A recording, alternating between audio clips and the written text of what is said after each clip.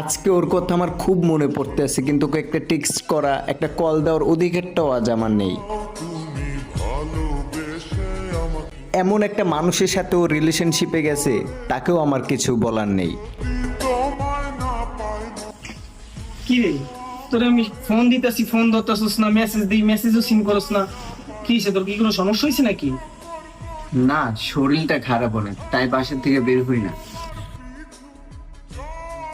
কিরে, তুই মিথ্যা কথা বলতেছিস কেন? আচ্ছা, আমি তোমাকে সত্যি কথাটা বলতেছি। ও একটা মেয়ের সাথে রিলেশনে ছিল, কিন্তু মেয়েটা ওকে ডিচ করে অন্য একটা ছেলের সাথে ঘুরতেছে। আমি ওকে অনেকবার বলছি মেয়েটার অ্যাড্রেসটা দেওয়ার জন্য, কিন্তু ও কোনোভাবে মেয়েটার অ্যাড্রেসটা দিচ্ছে না। মেয়েটার অ্যাড্রেসটা যদি আমি পাইতাম, ওকে আমি তুলে নিয়ে চলে আসতাম। আর ছেলেটা ছেলেটা তো আমার কাছে হাতের ময়লা। আমি যদি ছেলেটাকে একবার পাই, ওর খবর আছে। তোমাকে বুঝাও, দেখো ওর কাছ থেকে অ্যাড্রেসটা নিতে পারো কিনা। বাকিটা যা করার দরকার সেটা আমি করব। ভাইয়া তো ঠিকই বলছে। আচ্ছা, তুই ভাইয়াকে কিছু না বলতে পারলো, আমাকে তো বল। তোর গার্লফ্রেন্ড কে সেটা তো আমি জানি না। ছেলেটার ঠিকানাটা আমাকে দে, বাদ বাকি সব আমি দেখতেছি।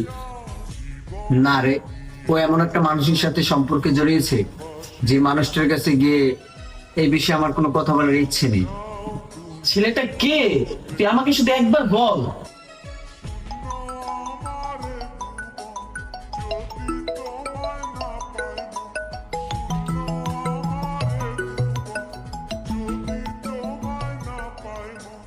ধ্বংস করব সবকিছু, ছাড়বো না তোমার পিছু, যতই দূরে যাও প্রিয়া।